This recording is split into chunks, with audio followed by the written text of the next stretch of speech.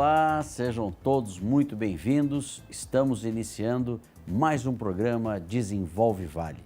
O nosso objetivo é trazer um conteúdo de crescimento, de desenvolvimento, de tudo aquilo que gera o crescimento e o desenvolvimento da nossa região, do Vale do Paraíba, com temas também nacionais.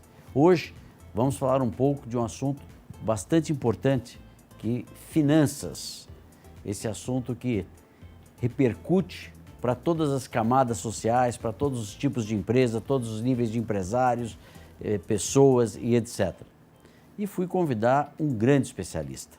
Estou aqui com Breno Andrade, sócio da Monte Bravo Investimentos, uma grande empresa com larga experiência aí. Breno, seja muito bem-vindo ao programa do Desenvolve Vale para tratar de um assunto importante, né? Legal. Que é o din-din. Exato. Né? Esse a gente não tem que tomar cuidado. De fato, o órgão mais sensível do bolso. Não tenho dúvida. Boa tarde a todos, obrigado pelo convite, Kiko. De fato é um prazer poder dividir aqui um pouco do nosso dia a dia, né? De fato, compartilhar informações que podem ser tão relevantes em se tratando de um ambiente sensível, como a gente falou, o mercado financeiro, e que de fato tem bastante incerteza dado agora o processo eleitoral e todos os desafios que a gente vai com certeza enfrentar no ano de 2023, 2024 e por aí vai. Sem dúvida. Breno, a gente sabe que dinheiro é uma preocupação que afeta a todos os seres humanos, né? Alguns conseguiram ter algo, acumularam mais recursos, outros menos, outros nenhum tipo de recurso. Mas o nosso país também constantemente traz certas incertezas. Então eu falo que todo mundo acorda de manhã tentando colocar em prática algum objetivo que vá fazer com que ele tenha uma melhor remuneração, que ele acumule e consiga ter ali uma receita importante para o seu dia a dia. E você, como um grande escritório de investimento, com toda essa experiência, esse momento pós-eleição, né, final de ano, como é que você está vendo as incertezas no cenário econômico, né? Tenho ouvido falar muitas pessoas preocupadas se vai ter confisco ou não, mas assim, como é que você está vendo esse cenário, esse momento em que o Brasil passa, em que as pessoas estão preocupadas com as questões financeiras? Legal. Bom, primeiro, Kiko, acho você trouxe um ponto importante, que muitas vezes as pessoas querem fazer algo adicional, querem de fato tirar fora do papel e colocar alguma coisa, né, para aumentar a remuneração, para aumentar a sua condição socioeconômica, e de fato isso se traduz num bom planejamento, né? O trabalho que a gente faz hoje é planejar. E muito importante com relação ao planejamento é a proteção. Proteger aquilo que a gente já vem conquistando ao longo do tempo, para que de fato a gente não sofra as consequências por estar de calça curta por alguma mudança que possa acontecer. Pós-eleição agora, é inevitável que, até por conta da característica do novo governo que tende a assumir, eu fui abordado por alguns clientes também que tiveram essa preocupação de confisco, de, poxa, será que eu mando meu dinheiro para fora do Brasil? O que eu faço? Traz um pouco dessa incerteza. Trazendo para um ponto super transparente, eu acho pouco provável que isso venha a se concretizar no Brasil, do ponto de vista ter um confisco muito semelhante ao que a gente viveu lá na época do Collor, até porque as condições são bem diferentes, o nível de sistema de informação hoje é extremamente mais complexo e existem mecanismos que a gente consegue adicionar a offshore, né, mandar dinheiro para fora do Brasil e, de fato, alguns outros instrumentos do mercado financeiro que a gente pode trazer aqui. Porque, inclusive, Breno, existem instituições, não cabe a um presidente ir lá e falar, vou confiscar. Nós temos um Congresso, nós temos órgãos judiciais, por mais críticas que estejam sofrendo nesse momento, mas nós temos que confiar que no nosso país não é uma pessoa que decide tudo isso. E do lado do mercado financeiro, as instituições também se capacitaram para regulamentar esse processo todo. A própria CVM, que é a instituição hoje máxima ali de controle e monitoramento dos investimentos como um todo, sofre constantemente atualizações para que isso seja cada vez mais trazendo proteção ao investidor. E aí tirando um pouco dessa incerteza de fato de um confisco ou alguma coisa assim. Quer dizer, para o nosso telespectador, Nós não acreditamos em nenhuma linha dessa de confisco. Pouquíssimo provável. Perfeito. Agora, é claro, para quem tem um recurso para investir, ele tem que dividir ali suas linhas de investimentos, né? Esse é um bom ponto, que do ponto de vista planejamento, independente de qual seja, normalmente o pessoal gosta de qual é a bola da vez, qual é de fato o grande investimento a se ter daqui para frente, diversificar é sempre a melhor opção. Diversificar, seja em imóveis físicos, seja no mercado financeiro, seja em participações empresariais, né? De fato ser empreendedor, diversificar o tipo de investimento, o patrimônio como um todo, é bastante saudável. E aí você trouxe um ponto da questão da inseguranças e incertezas. Hoje, né, pós quase primeiro mês ali de eleição, a gente ainda está muito recente, ainda é muito burburinho do que poderia de fato ser uma política econômica, uma política de fato mais esquerdista que venha interferir de fato em planejamentos, em incertezas do ponto de vista dos investimentos e das finanças. Cabe a nós, obviamente, se atentar muito a questões que a gente pode trabalhar um pouco mais aqui no programa, que é taxa de juros, a taxa Selic, a Bolsa de Valores, investimentos fora do Brasil e que formas que a gente pode colocar camadas de proteção para, de fato, proteger o nosso patrimônio. Não, perfeitamente. Eu acho que essas incertezas, né, elas são muito sensíveis no mercado financeiro. Nós estamos vendo que o mercado financeiro está reagindo mal com relação aos possíveis ocupantes dos cargos de ministros, o nome do Haddad. Isso tem feito aí uma movimentação brusca de Bolsa de Valores, né? Sim, o mercado financeiro ele trabalha muito com expectativa. Expectativa futura de alguma coisa. E quando a gente tem uma interferência política que possa, de fato, causar um impacto nos investimentos, o mercado estressa a expectativa futura. E essa expectativa futura é trazido a um valor presente e isso oscila muito os mercados. Por isso que a gente viu a Bolsa de Valores tendo uma desvalorização recente muito grande. Muito rápida, né? Muito rápida, né? Porque todos os dias aí eu estou acompanhando que tem E assim, caído, Kiko, né? qual que é o ponto importante? Se a gente pega, por exemplo, 2008, 2010 e agora, a principal coisa é o que a gente estava falando aqui, é o celular, é na palma da mão. Para você mudar uma posição de investimento, vender uma ação, comprar uma ação, fácil, né? É muito mais fácil. Isso traz muita volatilidade, muita velocidade para o movimento tanto de ascensão quanto de queda do preço das ações. Maravilha. Breno, vou pedir licença, nós vamos para um Claro. breve intervalo comercial e voltamos em seguida.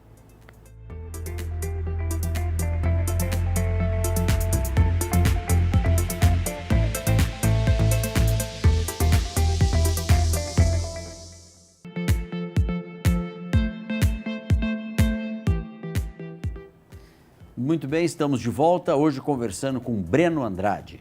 Breno é sócio da Monte Bravo Investimentos, uma grande empresa que lida com investimentos. Breno, o brasileiro, ele tem reserva ou ele vende o almoço para pagar a janta? Boa pergunta, Kiko. A gente falou no primeiro bloco de planejamento e, infelizmente, o planejamento não é a principal característica do brasileiro, né? Hoje a gente tem poucos poupadores e bastante gastadores, né? A maioria, sim, infelizmente, acaba usando a expressão, né? Faz no almoço para pagar a janta. Mas para aqueles que existem, que conseguem, né, colocar em prática um bom planejamento, arrisca, tem a metodologia, tem principalmente a disciplina de poupar e criar a sua reserva financeira, o mercado financeiro, sem sombra de dúvida, em movimentos de alta, de queda, independente de partido político ou de cenário macroeconômico, geram oportunidades. E dentro dessa linha de poupadores, você acha que a parte imobiliária, porque o imóvel ele é mais seguro, vamos dizer assim, né? Como é que tem sido a sua orientação para o mercado imobiliário? Legal. Bom, o mercado imobiliário ele sempre fez parte, sempre deverá fazer parte de um bom planejamento financeiro diversificado. Certo. Investir em imóveis físicos, né, boa parte das pessoas gostam, e principalmente as gerações que de fato hoje são de poupadores, que têm reserva, gostam de investir nesse tipo de ativo.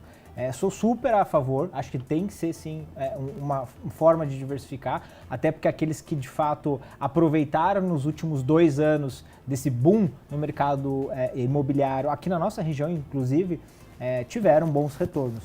Obviamente que com as taxas de juros um pouco mais altas, o acesso ao crédito para financiamento imobiliário e de fato subiu muito, né? Subiu bastante. Isso tende a dificultar um pouco o acesso ao crédito, mas de fato não deixa de ser um bom investimento.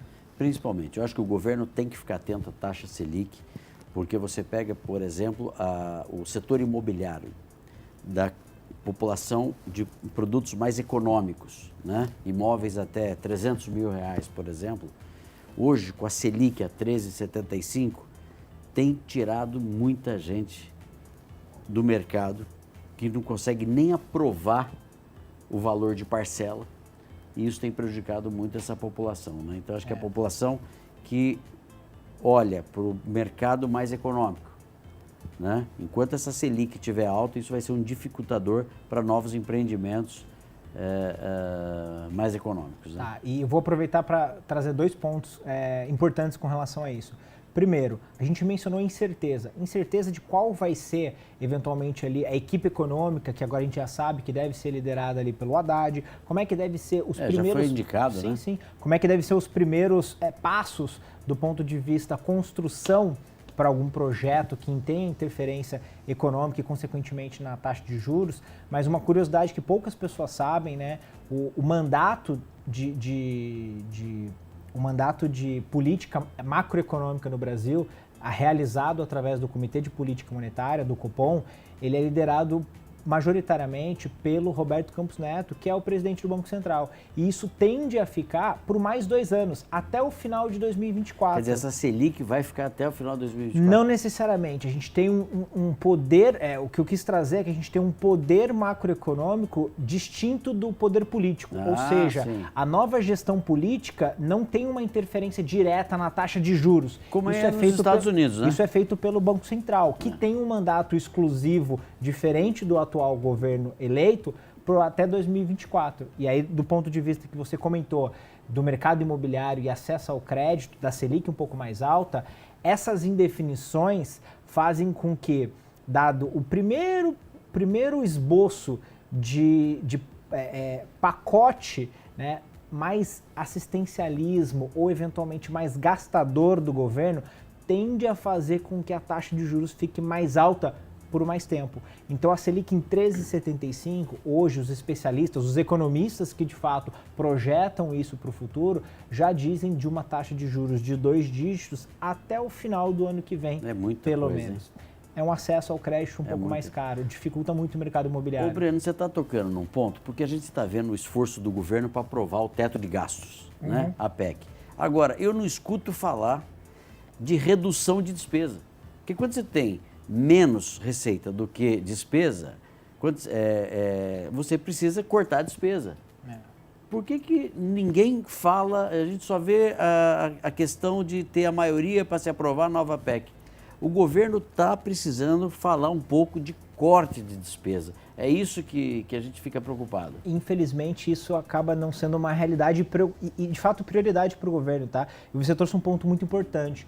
A gente tem um endividamento brasileiro, a gente acompanha muito o indicador, que é um indicador, basicamente, é a dívida bruta do Brasil sobre o PIB, e isso beira 78%, 79%. Ou seja, a gente gasta mais, como vem a perspectiva a acontecer, provável que a gente fique um pouco mais enforcado, ou seja, a gente fica sem muito instrumento fiscal para, de fato, abaixar gasto e, consequentemente, arrefecer isso e arrefecer taxa de juros. Qual é a reflexão que a gente tem tirado nesses primeiros cenários, né, de governo?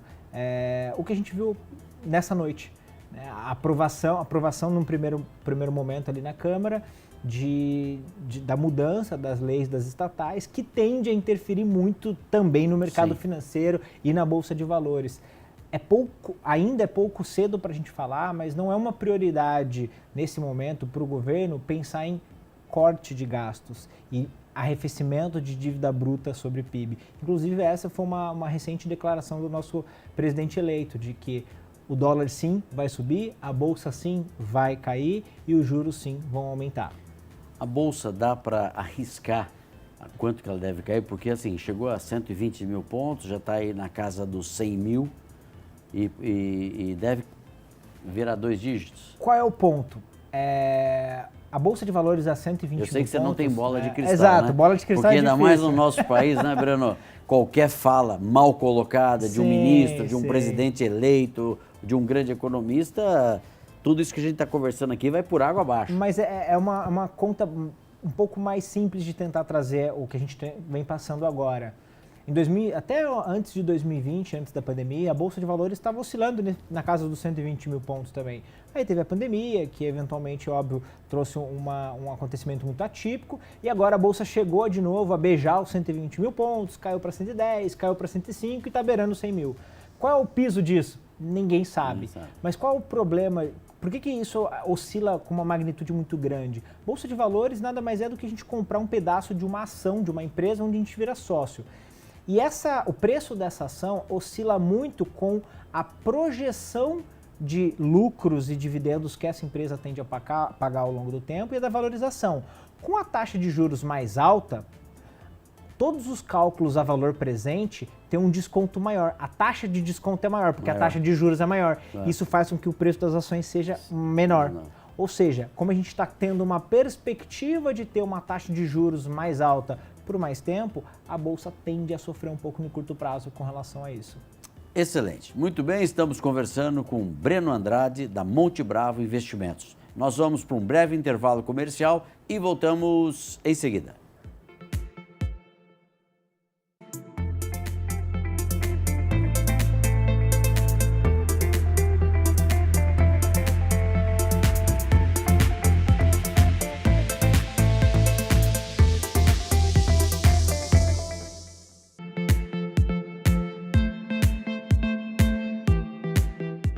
Muito bem, estamos de volta hoje com Breno Andrade. O Breno é um fera na parte de investimentos, economia, perspectivas econômicas de futuro. Breno, a gente falava da questão da bolsa que sobe e desce. Muitas pessoas têm a curiosidade, mas nunca investiram em bolsa. Tem um mínimo para se poder investir em bolsa de valores? Porque sempre quando você fala em bolsa já vem na cabeça milhões e milhões. Tem dois mínimos. Primeiro é o mínimo de tempo, que eu acho importante falar. Bolsa de Valores sempre deve ser olhado como um investimento de longo prazo, acima de 3, 5, 10 anos, isso é importante. Longo prazo, sempre vai fazer parte da fatia pequena de longo prazo. E o segundo ponto, o acesso ao mercado financeiro e à Bolsa de Valores, ele está muito democrático. Existem inúmeras corretoras hoje que não cobram corretagem, não cobram manutenção de conta. A gente consegue abrir uma conta e comprar uma ação com menos de R$10. Ou seja, extremamente acessível a todos e do Brasil de maneira geral. O único ponto é o acesso à internet, eventualmente ele é um aplicativo para fazer abertura numa corretora. Quer dizer que com R$10 o indivíduo pode acessar a Bolsa de Valores e comprar a fatia de uma empresa listada lá. Eu acho que é importante, né? Porque quem quiser conhecer, comece com um pouquinho, a longo prazo, e vai entendendo do assunto. Exato. Né? Porque às vezes a gente vê pessoas que colocam ali um dinheiro muito forte, mas que vão precisar desse recurso a curto prazo.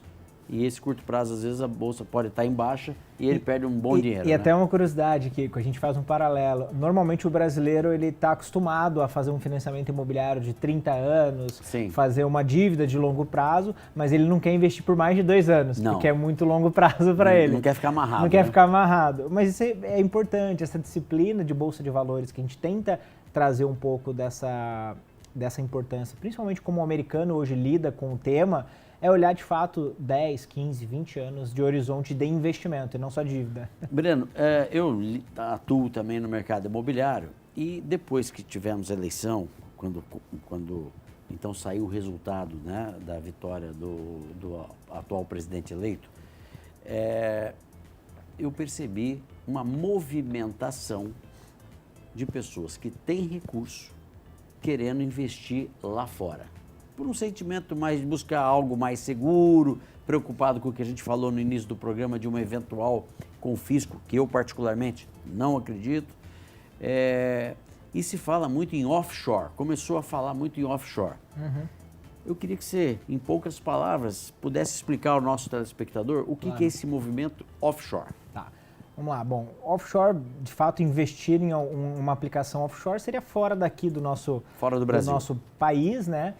A gente consegue também, de uma forma muito democrática, acessar fundos de investimento que são custodiados, guardados fora do Brasil, mandar esse dinheiro para fora do Brasil com menos de R$200, R$100 eventualmente, até dependendo do fundo. O acesso a investimento através de fundos, aqui dentro, no próprio Brasil, está muito fácil, com pouco recurso.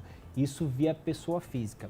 Esse mecanismo que normalmente é procurado por pessoas que têm ali na ordem de 200 a 300 mil dólares, costuma ser criar uma empresa, uma companhia offshore em um paraíso fiscal, abrindo um parêntese para todo mundo, o paraíso fiscal não é nada ilegal, não é nada contra as regras, muito pelo contrário. E é tudo declarado. É tudo declarado, é simplesmente uma jurisdição que cobra-se um imposto mais mais baixo do que aqui. Mas você sentiu, nesse momento, um aumento de pessoas querendo investir fora do Brasil? De cada 10 clientes que vieram me procurar após a eleição, 9 vieram com essa demanda. Quer dizer, você vê como é ruim, né? É bastante. A questão da insegurança política, por isso que a gente pede muita responsabilidade aos políticos, porque o setor produtivo, que já tem ali uma missão, as pessoas, os trabalhadores, todos ali empenhados em fazer um país para frente, né? Olha o que